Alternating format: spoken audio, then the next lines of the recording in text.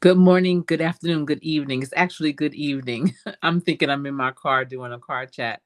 But welcome to my channel. I am Coach Sherry. And if you are new to this channel is about workforce development, career readiness, entrepreneurship, real life, real issues, and real talk. This is my day 63 of going live every day for 90 days. And this is also part of my podcast series, Real Talk with Coach Sherry.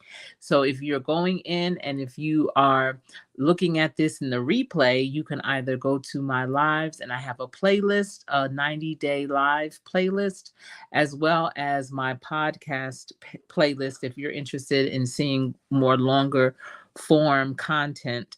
And the topic for tonight is Open Door Season Soar in 2024.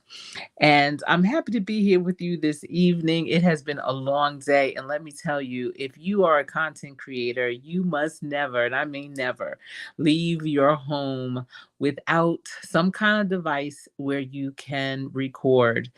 I knew before I even left my neighborhood today that I left my phone at home. And, everyone was like, well, we could just turn back around. But I was like, no, I'll be okay. No, I wasn't. Oh my goodness. I had such a great day today. And there were so many things that I absolutely could have either gone live with or just gathered the content to make it into a pre record. So I had a wonderful Sunday, and I hope you did too. And again, if you are a content creator, never leave home without it. Always have your device so that you can capture those moments. And, it's cool to sit back in the cut with your family and if you're with your friends and just enjoy the moment. I do that quite often. But then there are some things that it's like, you know what? I really should have recorded this. And I look around and I know I have people in my circle that would record for me, but they'll never send it to me. So it's fine.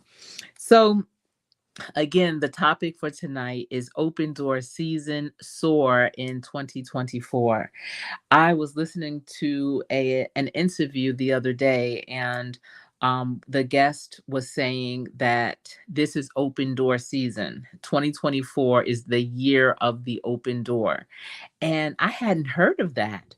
So it made me really curious because, I'm always it's really nice for me anyway to have like a topic or equating a year, aligning it with something, and everyone after the Cat Williams interview on Club Shay Shay, everyone was saying, oh, 2024 is the year of reveal. And it was amazing that, everyone kind of embraced that from one man just stating some of his observations, some of his experiences with other people and being so open with it. And, because he did that, people were like, oh, this is the year. This is the year where everything's going to come out, where all of the skeletons are going to fall out of the closet. It's the year of the reveal. And, they ran with it. But in actuality, it is the year of the open door. I believe it was Sherry Shepherd who I was listening to an interview that someone was doing on her, and she mentioned that. And open door, it is so deep, y'all. I'm only going to touch the top of it. I'm only going to skim the top of it, and I hope that you go and do additional research on your own so that you can figure out how this is going to be an open door season for you. But I hope you have your pen and paper ready, and this is going to be a good time for us to kind of, learn more about this together and discuss it. Okay. So, what does that mean? What does the open door season in 2024 mean? And, soaring is going up high. It's, being that strong eagle and just soaring and expanding your wings and seeing things that you've never seen before, going high and looking low, and being able to, pinpoint those things that you want to get down and get with, or to embrace or to capture or to put into your basket of goodies, whatever you want to call it. Soaring is such a great term. I use that when people are stepping out into the world, venturing out into new things. I'm telling them to go out and soar, and that's just to embrace the moment, seize the moment. And so when I think of open door season, I'm thinking of soaring and walking through your purpose, walking to your purpose, and really being able to seize that moment. So 2024 is being referred to as the year of the open door, and that is based on the Hebrew meaning and numerical value of the year 5784 on the Jewish calendar.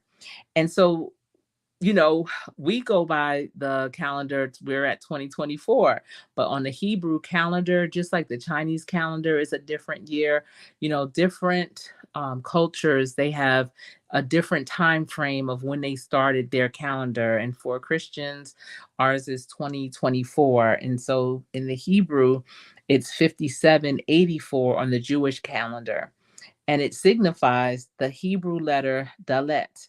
And I'll show you what that looks like. Let me see. This is what it's the symbol, and that symbol is the number four. So this is the Hebrew, the Jewish or the Hebrew letter Dalet, and it stands for number four. Okay. And it symbolizes an open door or entrance. I can leave it up. Let me just leave it up. It symbolizes an open door or entrance. Since 2024 corresponds to the year 5784 in the Hebrew calendar, which contains the number four, it is seen as representing new opportunities, access, and invitations from God. Now, the core idea is that 2024, which we are in June, we're June 2nd, 2024. We are halfway through the year of 2024. So if these past 6 months you have been walking around still trying to figure it out, if you've been, living your life like it's 2023 and not really elevating or pushing forward, you know, you may want to understand what this means to be an open door season, because maybe some doors have been opened, but maybe they all weren't the right door, or you just didn't go through that door because you didn't believe it or you didn't see it. And so, hopefully, moving forward for the latter part of the year, the second half, that you will be able to have your eyes wide open and understand what doors are truly open for you. All right. So the core idea is that God will open doors of blessings, favor, truth, and spiritual advancement for those who follow Him. It is a year to boldly walk through the doors He opens, whether they are opportunities, revelations, or divine appointments. And so many people, when opportunities come, they ask, why me? How is this happening? I say, why not you? It's happening because you deserve it, because you are following God. You know what your purpose is, and you are following that path. And so, understanding that He is opening them and they are opportunities. You may have a new opportunity in your career, in your business, a new opportunity within your relationship. Maybe it's about relocating somewhere because of that opportunity, and you, instead of jumping for it, you're being so hesitant on those new opportunities. You're saying, I have to think about it. Even though everything is aligned, everything is right, you absolutely know that you are qualified and capable of doing it. But when you hesitate, that is like saying, God, I don't know if I should believe in this open door that you've opened up for me. It could be revelations. It may be, when they said it's the year of exposure, maybe it's the revealing of things, where you may have thought that someone was one way, but their actions, the way that they have been showing up or not, is revealing to you who they truly are. It may be revealing to you that where you're at is not where you're supposed to be, and that you have to do things differently, but maybe you have to prepare yourself with maybe more skills or more knowledge, more exposure, more networking, whatever the case is, to get you to another area in your career, in your business, in your relationship. A lot of things times when things are revealed, we can't just jump, jump away from it or jump to it. We have to also make sure that we are prepared for what's to come. Divine appointments, when you are appointed to do something that you have been preparing for almost all your life, being able to receive those divine appointments and saying thank you and walking with confidence in those appointments. That's your assignment. Those are the things that you have been sought out to do because you are ready. However, some warn against blindly embracing this idea, as the open door could potentially refer to negative forces being given access. They emphasize the need for discernment to ensure one is walking through the right doors aligned with God's will. So, our discernment has to be strong during this time. This, again, is the year of the open door season. We are halfway through, and you may have had your intuition telling you something and you going against it, and that's because you were not really listening to your discernment. You weren't being discerning in that moment. You thought, you didn't think through something, and you're just like, I know I feel one way, but I'm going to do it the other way. Remember, that feeling that you have is God's voice to you. That's your discernment. And so you definitely want to listen to that so that you can make better choices. We have these open doors. When you have several doors opening up for you, you have to discern which one is really the right door for you to walk through. Every door is not for everyone. And just like in one live in the past, I had said, every bus is not for everyone. We all have different routes. We all have different stops that we get off, and we all have different doors that are developed or made for us, put there for us to walk through. And everyone that's with you right now can't walk through that same door all the time. So you have to discern who's supposed to come with you, or if you're supposed to go through that door alone. And do the right thing. Don't hesitate when you realize that that's the thing that you're supposed to do. Overall, the year of the open door, it signifies a time of new possibilities and divine appointments, but with requirement of wisdom and obedience to God's leading in order to experience the fullness of his blessings. So there's so many new possibilities, as long as we don't let our disgruntledness, as long as we don't let our lack of energy, if as long as we don't let other outside forces, even our inside voice, prevent us from seeing those doors and from taking action towards those doors that are open for us. you know this is a year, again, we are halfway through 2024, so we can start today making better decisions. And don't dwell on what we didn't do, what we didn't accomplish, but moving forward, what we will be accomplishing. Rebranding is a real thing. There's always opportunities to do things better. Sometimes we do miss those opportunities. We may have taken too long to commit or to provide a response, and then that opportunity has sizzled away. And again, this is personally and professionally. And, we are just kind of beating ourselves up over it, like, man, I should have acted. I should have did that. I should have, would have, could have. We can't live in shoulda, woulda, couldas. We have to shake that off and continue to move forward and know that we are going to make better choices from this day forward. We're going to adhere and listen and be more diligent and discerning when it comes to things that come our way. We are going to be able to clearly identify if it is for us, if it's the right thing for us, if it's the right time for us. Because sometimes you get choices and it's one of those eeny, meeny, miny, mo's.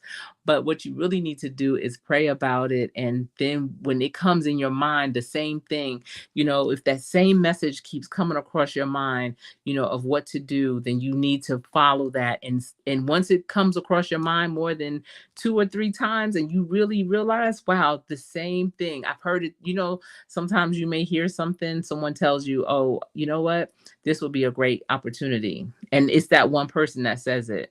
Then maybe later on that day or that week, you hear it again. Someone else mentions it to you, and it's the second time you've ever heard it, even in your life, maybe. And then you may hear it again and these are all from totally different people. You can't take that for granted. You can't think that that's by coincidence. You have to know that that is something that you need to move towards. I've been a third person to many people when I've, especially during coaching sessions, and if I say something about maybe the pivot I may recommend for them to make in their business or in their career. And when I say certain things, they'll be like, "Oh my goodness, I can't believe you just said that. You were like this third person or the second person to tell me that." And I never even knew that that was a possibility or that that even existed. Well, you don't just sit on that type of coincidence. You really need to either do more research or definitely act upon it. And doing research is a way of acting upon it. Now, you may want to say, well, Coach Sherry, how can I apply this to my life? How can I apply the open door season to my life? What does that look like? And so here are some practical tips for applying it, because this is something that it is what it is. But if you don't apply it, then what are you really doing with it? So you want to foster open communication. Communication is so key. And yes, you may have heard me say that before, but sometimes you may need to hear the word and how to communicate more effectively in this moment. So you may have heard it before, but maybe hearing it in this context will help bring it together for you. You want to make yourself approachable and available to listen to others without judgment. You can't expect everyone to be just like you or just like that next person. You have to take them for how they are, not comparing them and not judging them for how they may move. Let family, friends, and colleagues know you have an open door for them to share ideas, concerns, or just to talk, just to get things out. Let them know that, you know what, I'm here for you. And it doesn't mean that you're there on a constant basis, revolving door. You want to have boundaries and let them respect your time, but let them know that when they are speaking to you, that you are fully engaged and that you are an active listener. Practice active listening when others speak to you. Give them your full attention and avoid interrupting. People think they're active listeners because they can talk to someone without yelling and screaming. That's not being an active listener. Being an active listener is letting someone, the other person, get their thoughts completely out without interrupting them. That's allowing them to express whatever their point of view is or whatever issue that they're trying to share with you, and you are listening to them. It's not about saying yeah, yeah, or making those little sounds. It's just being quiet and listening, looking at them as they are speaking to you, hearing them out in your mind. You could start developing and hearing what they say. Don't prejudge it again, but you are listening to it and seeing if there's a solution, if there's a problem that they're sharing with you, or just really fully engaging. A lot of people, they again, they think that by responding while a person's talking, again, like I was saying things like, "Oh yeah, uh-huh, mm-hmm, mm-hmm," that does show that you are listening. But if you're doing that just to pretend like you're active listening, don't do that. It's obvious. The difference is obvious when you're doing it because you are listening and you are connecting to the things they're saying, versus you're just saying that to pretend like you're connecting with the things that they're saying. And if you know you've been pretending up to this point, then I encourage you to not do that when someone is talking with you. And so the next is encourage transparency. You want to be open and honest in your interactions and share appropriate information freely and avoid secrecy. Listen, in this year so far, 2024, we are in this open door season. We are in the second half of 2024. So we are in the second half of this open door. And in the first half of this season, in the first time ever in my entire professional life, I found myself in meetings, not often, but one or two times. And trust me, when you say this statement one or two times, it is very impactful. And that's after having actively listened to someone state their whatever it is. And you might feel some kind of way. And instead of, you know, sharing how you felt or feel by what they just said, you may go on to the next subject or just can let the conversation continue on. But in 2024, in from January until June, at some point during that time, twice I remember when it was I actively listened, and then when I needed to state what I needed to state, I let the whole group know I am being very transparent right now. Let me be transparent as I share with you how this is making me feel.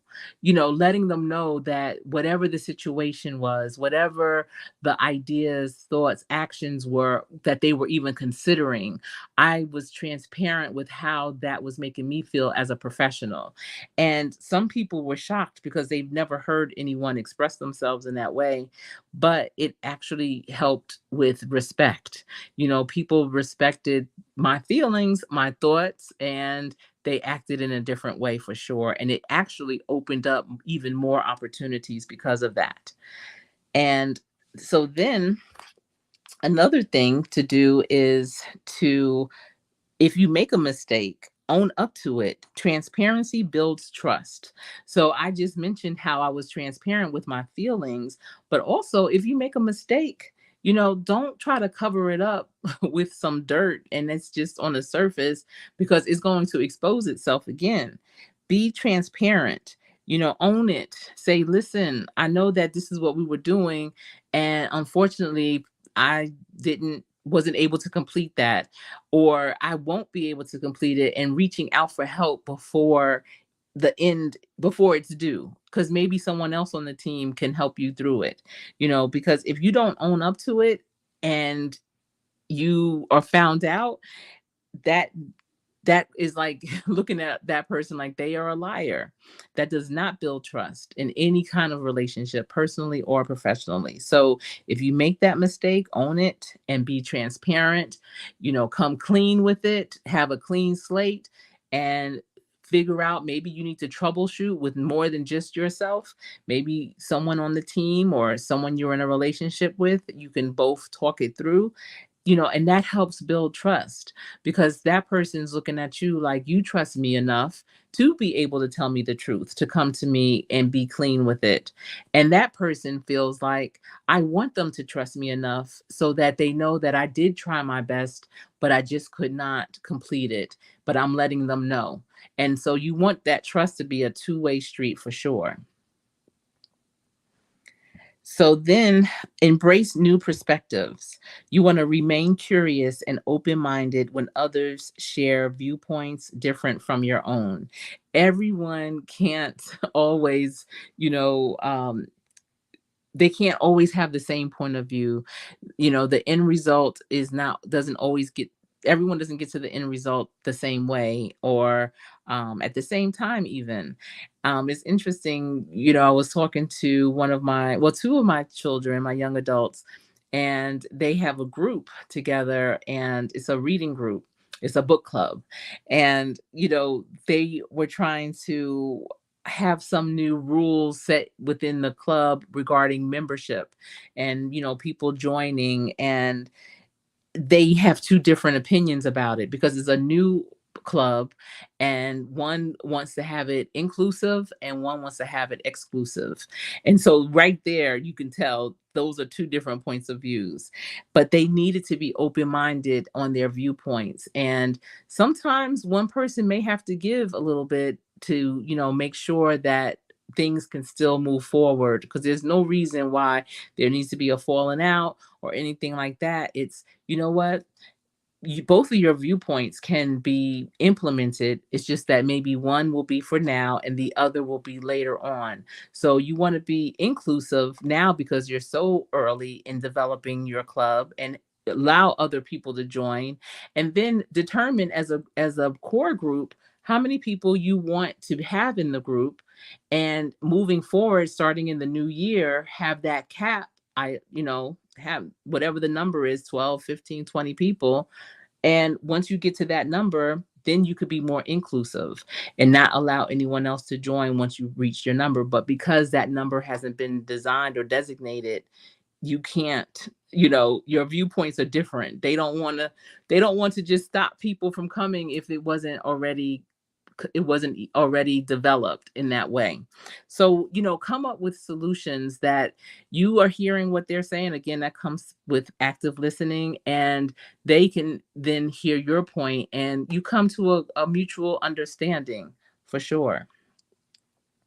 So you have to remain open minded in order to do that. You can't go into a meeting or into a discussion or a conversation thinking is my way or the highway because no one is 100% correct.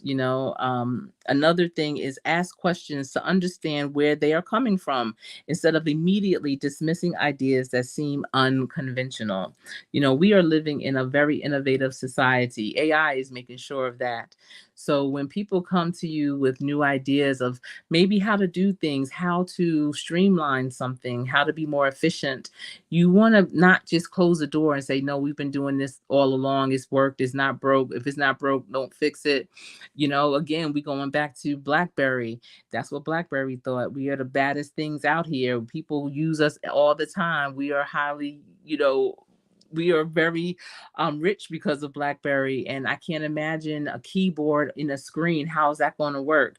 No, you have to think again. Things are always evolving, and even with what you're doing, if someone comes to you with a different way, listen to it.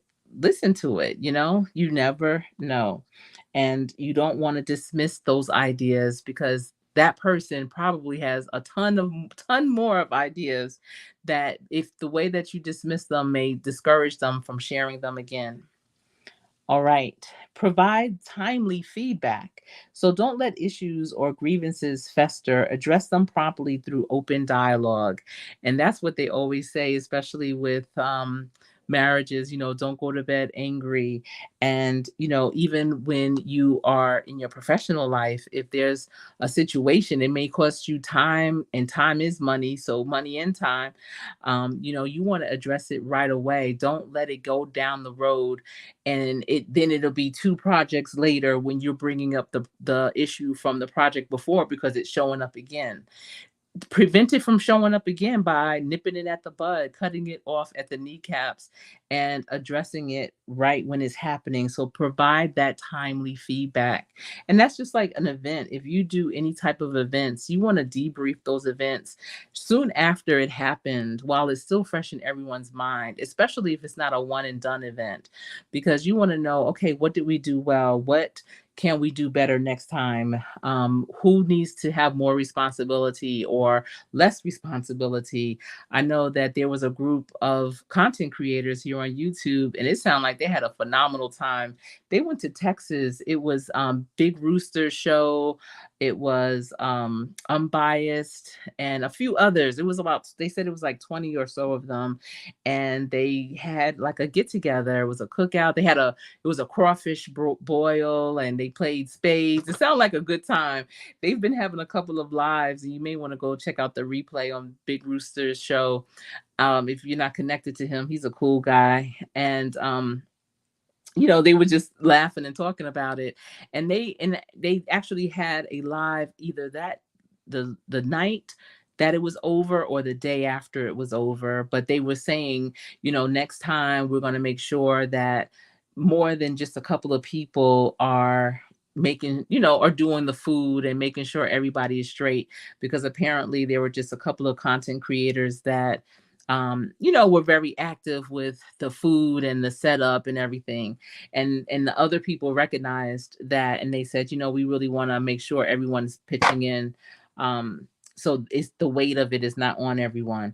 And so that's a good debrief. And that's something that, more people need to do after an event, even like family reunions.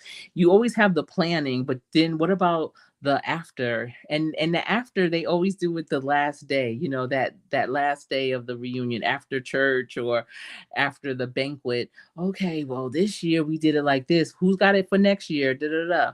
But you know what? Let the event play out and have that debrief a few days later. Let it marinate because if you do it at that very moment, you're not really fully engaged in the event. So just enjoy and don't talk about next year until a few days later after you've gone home, things settled, and you are reminiscing something that you may thought was not necessary at first, and you may have said it wasn't necessary. You may come to realize it was. So you don't want to jump the gun when you are doing that type of feedback. Also, offer constructive feedback to others in a spirit of helping them grow and not just criticizing them. If you're going to really go in and let them know, like, oh, no, we're not going to do that, maybe give them reasons why. And it's not doing that. It may be just not doing that right now, but that you will consider doing it later and have them develop it. I know I had coached a young person, and young people coming out of college, they think they're supposed to get that corner office with the amazing view right away because they have that degree now. And this young person was just like, oh, I have so many ideas, and every time I bring it up, the team always knocks them down. They don't want to hear it. They always say no, and it's on to the next, and they just keep doing things status quo, business as usual. And I said, well, are you doing it are you making a business case for it? And he was like, well, no, in the meetings, I just say what I say. And so when you give that constructive feedback, if you are knocking someone's idea down, instead of saying no, let them know, you know what? Write a business plan or a business proposal around that idea so that we can see it in writing. And I told him, when you do that, put it in draft form so that they and have it dated and everything, and submit it via email so that it's in their records. And you create a folder for it, maybe as a shared document. But you want to make sure that you have it in draft form, because if you think it's that good of a idea, then one day it may come to pass. And when it comes up again, it's not going to be from you. It's going to be from maybe a consultant that they hired, or a new person that started, and they're just coming in at the right time to make that case. You can say, you know what, I sent that to you. Here it is in the shared document. Or look, I 2 years ago, I had mentioned that would be a good idea. And I already have the business case for it. And all we have to do is tweak it and implement it. And that way you will, have that credit, and you will be recognized for it. Because every time you say something, everyone is not always ready to receive it. Sometimes they could be so inundated with so much work, so many things, until they can't even imagine changing the process of something. They just are like, listen, we just trying to get through. This may not be perfect, but we know how to do it. And because we're just going to keep rolling with it. But you coming with a new set of eyes, you can tell what can be done better, but you have to put it in paper, put it in writing, make it plain, make a business case for it, develop an SOP around it, which is the standard operations procedure of the steps it would take to not only implement it, but to run it. And that would be a great, great constructive feedback for any manager or supervisor that has a young, eager person, or not even young, just an eager person on your team that would love to make some changes and do things differently and make the team that much better. All right. Lead by example. All right. So if you are a manager, a business owner, a leader, or even a content creator, model the open door behavior you want to see in others. So, and I look at that, especially if I'm looking at being a content creator. I love the interaction in the chats when I'm going live. This is really the best way to, cross communicate with everyone that comes and who shares in my content, as well as leaving comments on pre-recorded videos or even on replays of a live. But I can't expect people to do that if I'm not doing that in return. So I'm definitely trying to lead by example. I've always been that one, even before I started doing content. When I was connected to channels and looking at the content, I will always make sure to say something about it that resonates. I typically, when I look at a video, do it from start to end, because that's just what I do. If it doesn't have commercials, which my YouTube channel, I have that, what's it called, the red whatever, where you don't have to look at ads. So when I'm looking at a live or a video or whatever, I'm not seeing ads. It's just a straight video, so I'm just watching it. It's no disruption or anything, and there's always inevitably something that will resonate with me, and I'll comment on that. It's more than just a chuckle to myself. It's more than just the aha moment. It's more than just the, wow, that's awesome, I have to do that or check that out. I will put that in the comment, because I would hope that when people come to view my content, that they would do the same. So I'm trying to lead by example. Make yourself accessible and create an environment where people feel safe to speak up. I know that when I do any type of training, where people are learning something new. It could be an essential skill, financial literacy, diversity and generational diversity, whatever the case may be. The first thing I do is let them know this is a safe space. There's no right or wrong answer, is what's true for you. Building that trust, that level of trust, that I also tell them this is Vegas. What goes on in this classroom stays in this classroom. So if there's something else that you want to say related to the content, it could be even like a slight sidebar, an example, something that you've experienced. This is a safe place. You don't have to worry about me sharing it with your manager, with your boss, with your supervisor, with your crew, your team. This is between us. And I also let the other people that are taking those courses to do the same. Listen, this is a safe place. We don't go out. This is not about gossiping. The only news that I want y'all to take is the content that I'm sharing, things that you're going to implement in your life to make you a better employee, business owner, person, father, mother, daughter, son, whatever the case may be. Take that information back and tell that. But in terms of the personal things that are shared during this time that we're together, it's not to leave these four walls. And when you do that, it definitely makes people feel safe to speak up. And making sure, especially when you have a small group, but even if I have a large class, I always make sure everyone has a voice. But if I'm leading a meeting and it's not like 30 people in it, because sometimes my meetings can have about that many people. But I still want a lot of people to have a voice. But especially if it's a small group, about 10 to 15, I make sure everyone has a voice. In a class, if you teach, if you do presentations, and if the group is manageable enough, I want to say 20 or less people, at the end, do a wraparound. Typically, I'll have them write down, what is your nugget? What is your takeaway from this lesson, from this information that you just learned? But also have them read it out loud so everyone can hear. Because sometimes, well, all the time, everyone hears things differently.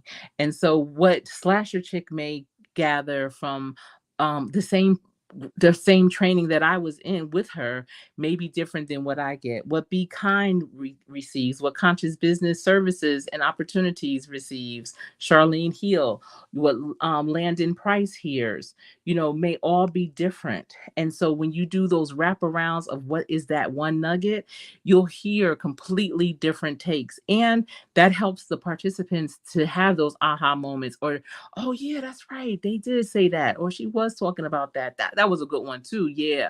Because I don't want them to have it one and done and forget the information. I want them to walk away and remember and be better because of it. All right. So you want to make and create an environment where people feel safe to speak up. You want to set boundaries, and boundaries was the letter B for the A through Z guide to personal and professional development.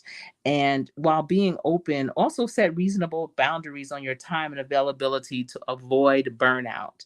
So for me, and I didn't want to seem like pompous or anything like that, but I have a schedule. And, if people want to schedule one on ones with me, they have the link to go to that calendar. So that means I shouldn't be getting breakthrough phone calls or emails or text messages. And I may once or twice, but nothing that will require me to go into anything at length because I'm very busy. And so I have my boundaries and I have a structure around those boundaries. And I let people know, especially when I first encounter them, what those boundaries are, what my expectations are for how I do things and how they do things, so that we both have that mutual understanding and respect for each other's time. And when you do that, I promise you, you will walk around feeling so much lighter, and you don't feel like, "Ugh, I'm gonna get disrupted or disturbed, or I'm gonna have to, put a bookmark in this because I have to handle this." That won't happen because you have your boundaries and you have your time of when you are capable or are available to do certain things, and people tend to respect that. You want to establish guidelines on what topics are appropriate for open door discussions. I tell people I'm a coach, I'm not a counselor or a therapist. So those are three different things. And so I'll listen for a minute, because sometimes in the beginning people want to pour out the innermost, and I get it. I get it. And sometimes you have to clear out some of those cobwebs first to really get to the walls and see the room for what it is. And so I'll let them get there. And then, especially if it's like session one, it'll be okay. I hear you. But now let's introduce ourselves. Let's formally, let's bring this back. And you have to be able to put out that fish hook and reel it in. And that's going to be really important, because sometimes if you can't get a handle on your handle, people will take you down a rabbit hole that you'll find that is just, whoa, what did we accomplish in that? And I never ever want people to leave me feeling like I don't know, I just said the same thing I say all the time to whomever else. I never want that. I want to have it more solutions oriented. And in order to do that, you have to be able to establish the guidelines on what is appropriate for your sessions. All right. So, and that goes with any kind of conversations. Some people want to continuously repeat themselves. It could be your friend, the conversations that you have with a dear friend, or someone you're in a relationship with, or even your children, where all they do is complain about the same thing over and over. And you feel like you are on a hamster wheel going around and around. And you're just like, wow, you say this to me every time and you haven't done anything. Or I've given you some suggested things and you haven't implemented any of them. At that point, you have to know that person, they just want to hear themselves talk. They like to complain. They're not ready for change. And you have to nip that in the bud for you. They can go and talk to anyone else saying the same thing. But when it comes to you, you want to be able to move those conversations forward and say, and cut it off at the kneecaps. Okay, you've already said this to me before many times, and I gave you some solutions. It sounds like you haven't put any of them into place. So instead of keep continuously telling me the same thing, I need you the next time to tell me what you've done better or different. Until then, what else is going on? Because this is what I have going on. And then change the subject just like that.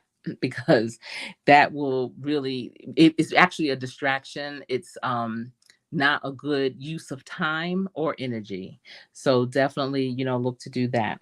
So you want to embrace some of these and help you cultivate an open door atmosphere of trust, collaboration, and mutual understanding in your daily interactions and relationships.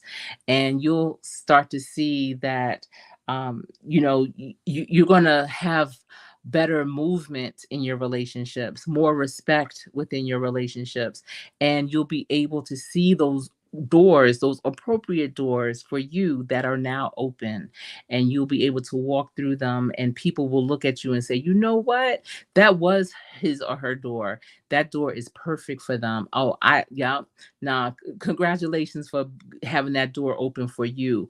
It won't be like people saying, why did that door open for her or him? it should have opened for me because they're not doing anything any different than me. No, from this moment on, this point on, and I hope you all were taking notes. You should be doing things different because that door that's open, you will be ready for it so that you can soar in 2024. And I want to leave you with this.